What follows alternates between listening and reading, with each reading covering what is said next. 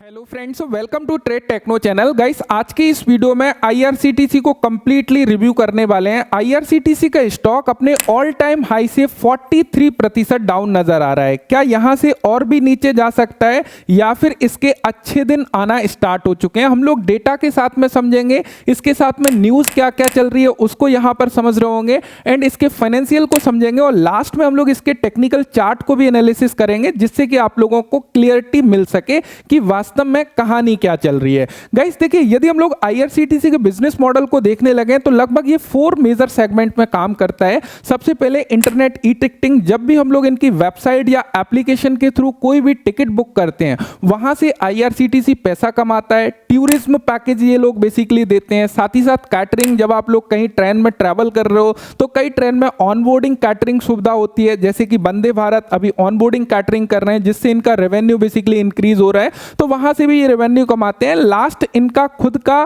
Packaging water बोतल है rail नीर के नाम से, वहां से भी ये रेवेन्यू बेसिकली जनरेट करते हैं। यदि गाइस हम लोग द इंडियन एक्सप्रेस के अकॉर्डिंग देखने लगे तो फाइनेंशियल ईयर 2019-20 जो कि कोविड से पहले देखा जाए तो कुल यात्री जो ट्रैवल किए थे ट्रेन में वो 808 करोड़ के आसपास थे। वहीं यदि हम लोग 2023-24 में देखें, ये संख्या 680 करोड़ थी, यानी कि कोविड के बाद में एक डिप नजर आया। देन उसके बाद में जो रिकवरी है 2023-24 में ये संख्या फिर से 680 करोड़ हुई, जो कि कोविड से पहले से कम है। और यदि हम लोग 24-25 के डेटा को देखने लगे तो ये संख्या 715 करोड़ हो गई है, यानी कि कहीं ना कहीं ये जो है कोविड के बाद में ट्रैवल करने की जो रिकवरी है वो काफी हद तक फास्ट नजर आ रही है। साथ ही साथ reserved and unreserved seat growth की बात करने लगे तो रिजर्व्ड क्लास सीट पर पैसेंजर जो ट्रैवल कर रहे हैं वहां पे भी 5% की ग्रोथ नजर आई। साथ ही साथ अनरिजर्व्ड क्लास में जो ट्रैवल करने वालों की संख्या है वहां पर भी 6.2% ग्रोथ नजर आई, यदि हम लोग फाइनेंशियल ईयर 2024 से 25 को कंपेयर करने लगे। ना केवल पैसेंजर ट्रैवल करने की ग्रोथ यहां पे नजर आ रही है, जबकि हमारी माल ढुलाई की ग्रोथ भी नजर आई, यानी कि जो मालगाड़ी चलती है जहां पे बेसिकली जो लोडिंग होती है वहां पे भी कहीं ना कहीं ग्रोथ नजर आने वाली है। यानी कि इससे साबित क्या होता है, इससे कुल मिला के ये कहानी नजर आ रही है कि लोगों की परचेसिंग पावर और ट्रैवल करने की डिमांड दोनों ही इंक्रीज होती हुई नजर आ रही है, और आने वाले 1-2 साल में कहीं ना कहीं जो कोविड से पहले पीक बना था शायद हम उसको क्रॉस कर जाएंगे। और ज्यादा ट्रैवल करने का मतलब सीधा सीधा है कि कहीं ना कहीं इंडियन रेलवे का रेवेन्यू जो है इंक्रीज होने वाला है, और यदि रेवेन्यू इंक्रीज होता है तो सीधा सीधा इंपैक्ट शेयर प्राइस के ऊपर देखने को मिलने वाला है। अब गाइस यहाँ पे इनके बिजनेस को इंप्रूव करने के लिए एक और इंपॉर्टेंट पॉइंट नजर आ रहा है, वंदे भारत ट्रेन। आप लोग देखोगे भारत में वंदे भारत ट्रेनों की संख्या लगातार बढ़ती जा रही है। यदि हम लोग 2019 के डेटा को देखने लगे तो first Vande Bharat train Delhi Varanasi basically launch हुई थी। उसके बाद में दिसंबर 2023 में 35 ट्रेन ऑपरेशनल में आई, एंड जनवरी 2025 तक यदि हम लोग देखने लगे 61 वंदे भारत ट्रेन बेसिकली ऑपरेशनल जो कंडीशन में है, चल रही है। अब यहां से फायदा क्या है, देखो वंदे भारत ट्रेन में क्या है ना, ऑनबोर्डिंग कैटरिंग सुविधा होती है, जहां पे कई सारी ट्रेन में आपके सीट टिकट के साथ में ही आपको खाना प्रोवाइड किया जाता है, जो कि उसी में बेसिकली वहां पे कहीं ना कहीं उसका जो फायर है वो जुड़ा होता है। तो यहां से कहीं ना कहीं आईआरसीटीसी को एक अच्छा फायदा होते हुए नजर आ रहा है, और ये सेगमेंट कैटरिंग सेगमेंट एक मेन सेगमेंट कहीं ना कहीं है, तो यहां से इनका रेवेन्यू जो है डेफिनेटली बढ़ते हुए नजर आ रहा है। एंड गाइस, यदि वंदे भारत की देखी जाए, यहां पे ऑक्यूपेंसी रेट काफी हाई होती है, यानी कि इनकी जो सीटें होती हैं वो ऑलमोस्ट फुल सीटें होती हैं, रिजर्व्ड होती हैं। काफी कम चांसेस होता है कि यहां पे वैकेंट सीट या खाली सीट के साथ में ट्रेन बेसिकली ट्रेवल करे। तो कहीं ना कहीं ये बिजनेस के हिसाब से देखा जाए तो एक मोनोपोली बिजनेस है। साथ साथ में कुछ अच्छे इंप्रूवमेंट हम लोगों को नजर आ रहे हैं, जिसकी वजह से रेलवे जो सेगमेंट है वो काफी हद तक आगे हम लोगों को ग्रोथ दिखा सकता है। अब गाइस हम लोग बात कर लेते हैं इनके फाइनेंशियल की। यदि हम लोग आईआरसीटीसी की बात करें, इनका जो मार्केट कैपिटलाइजेशन है वो 57,000 करोड़ के आसपास नजर आता है। यदि हम इसके पी रेशो को देखने लगे तो लोएस्ट पी पर ट्रेड करते हुए नजर आ रहा है, जो कि 44.2 के पी पर ट्रेड कर रहा है, और लास्ट 5 ईयर का मीडियम पी यदि हम देखें तो 66 का नजर आ रहा है। तो यहां पर वैल्यूएशन वाइज यदि पी से कंपेयर करें तो काफी ठीक ठाक वैल्यूएशन पर हम लोगों को नजर आता है। एंड यदि हम लोग सेल को यहां पर देखने लगे तो यहां पर आप लोग देखोगे लास्ट क्वार्टर में जून 2025 में इनकी जो सेल्स थी वो 1160 करोड़ की थी। यदि जून 2024 से इसको कंपेयर करने लगे तो यहाँ पर हम लोगों को 3.77% की ग्रोथ नजर आ रही है। एंड ऑपरेटिंग प्रॉफिट मार्जिन ये काफी बढ़िया मेंटेन करके रखते हैं, यानी कि 30% के आसपास ऑपरेटिंग प्रॉफिट मार्जिन आपको हमेशा नजर आएंगे। एंड यहाँ पर नेट प्रॉफिट देखें तो नेट प्रॉफिट जो है 330 करोड़ के आसपास नजर आ रहा है, जो कि पिछले जून 2024 में 308 करोड़ का था। प्रॉफिट लॉस में आप लोग देखोगे यहाँ पर आपको नजर आएगा मार्च 2015 से यदि देखोगे लगातार इन्होंने अपनी सेल को इंप्रूव किया हुआ है। यहां पर आप देखोगे कि एक डिप नजर आ रही है, ये केवल और केवल कोविड की डिप थी। देन इसको डिप को काफी अच्छी तरीके से इन्होंने कवर करके अभी लास्ट 4 क्वार्टर का यदि आप लोग यहां पे रेवेन्यू देखने लगो, सेल देखने लगो, 4717 करोड़ की नजर आ रही है। साथ ही साथ मार्च 2025 से हल्की सी बढ़त हम लोगों को नजर आ रही है। साथ साथ में नेट प्रॉफिट देखोगे लगातार इनका नेट प्रॉफिट इंक्रीज हुआ है, यानी कि एक अच्छा हमारा ट्रैक रिकॉर्ड यहां पे आप लोगों को दिखाई दे रहा है।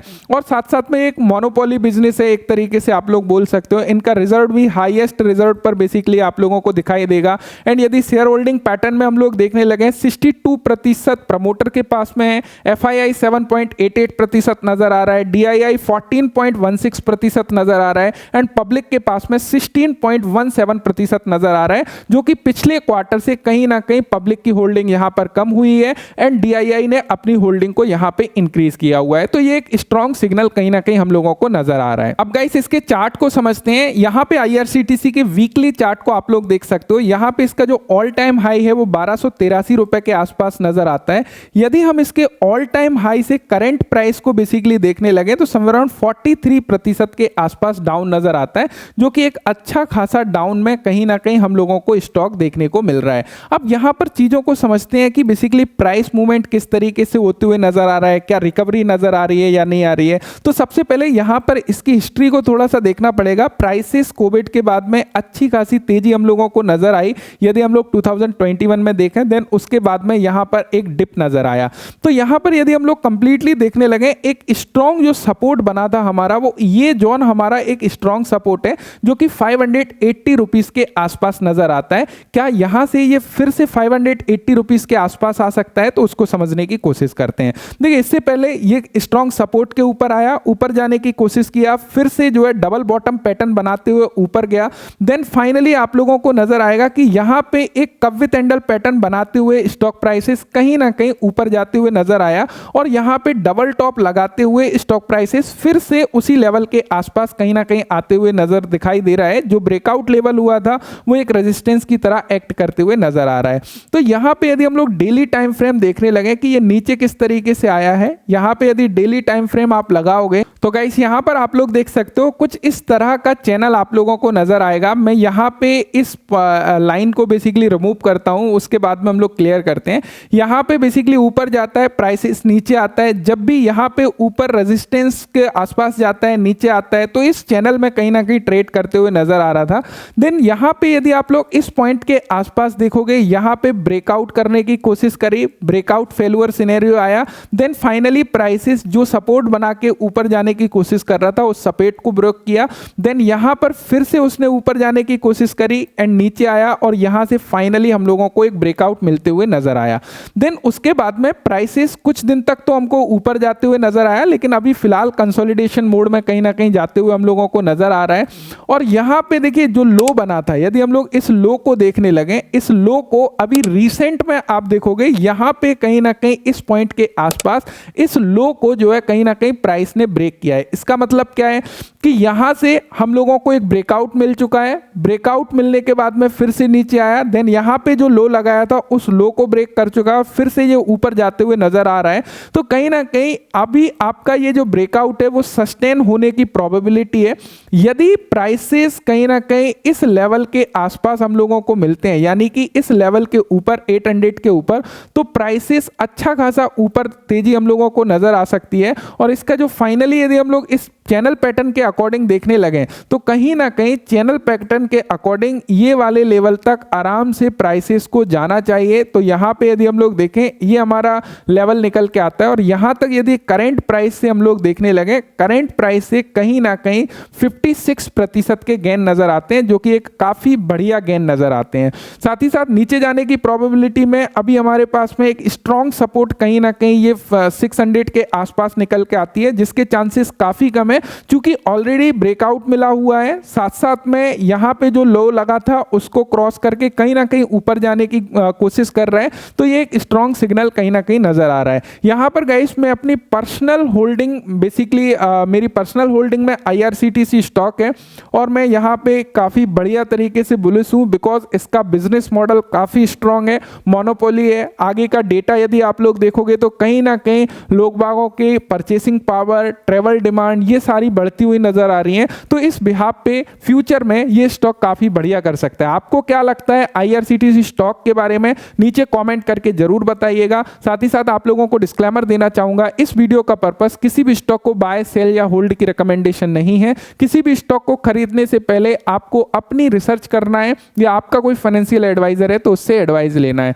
साथ ही साथ नेक्स्ट आप किस स्टॉक के ऊपर रिव्यू चाहते हो नीचे वीडियो में कमेंट जरूर करिएगा, जिससे कि अगली वीडियो में उस टॉपिक के ऊपर लेके आ सकूं। Thank you so much video देखने के लिए। Thanks for watching and bye bye.